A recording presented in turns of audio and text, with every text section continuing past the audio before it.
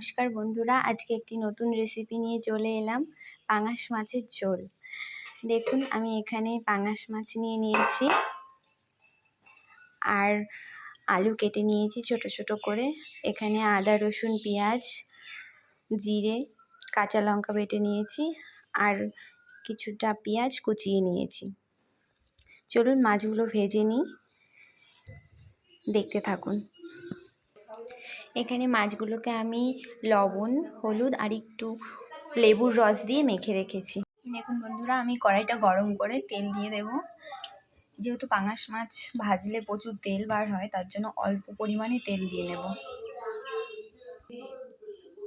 এবার মাছগুলো দিয়ে দেব।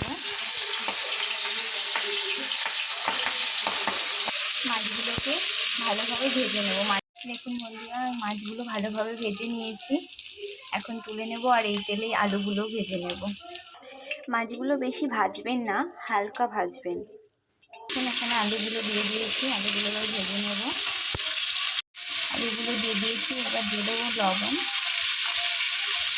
হলুদ দিয়ে দেবো একটু।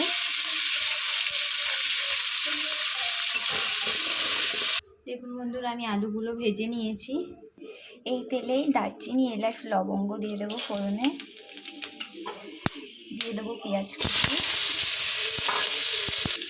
একটু ভালোভাবে নেড়ে চেড়ে বাটা মশলাটা দিয়ে দেবো। পেঁয়াজটাকে একটু ভালো করে ভেজে নিতে হবে।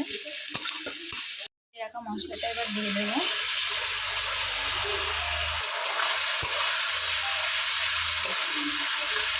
দিয়ে দেবো পরিমাণ মতো লবণ,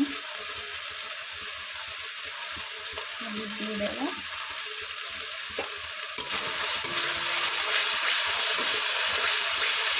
দেখুন মশলাটা ভাজা হয়ে গেছে, এবার আলুগুলো দিয়ে দেবো। এবার ভালোভাবে মশলার সাথে নেড়ে চেড়ে ভেজে নেব। 5 মিনিট এভাবে ভেজে নিয়ে তারপরে জল দিয়ে দিতে হবে। দেখুন বন্ধুরা, আমার ভাজা হয়ে গেছে। এবার জল দিয়ে দেব, পরিমাণ মতো জল দেব।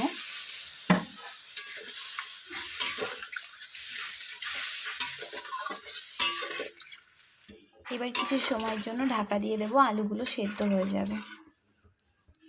দেখুন বন্ধুরা, ঝোলটা ফুটে গেছে। এবার মাছগুলো দিয়ে দেব।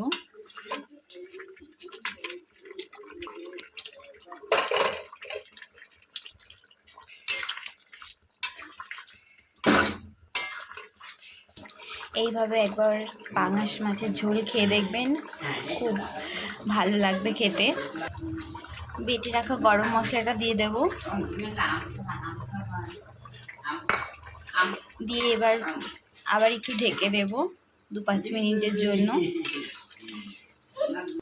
দেখুন, আমি ঝোলটাকে ঢেকে দিয়েছি 2 মিনিটের জন্য। দেখুন বন্ধুরা, আমার পাঙাশ মাছের ঝোল রেডি। এবার নামিয়ে নেব ঝোলটাকে।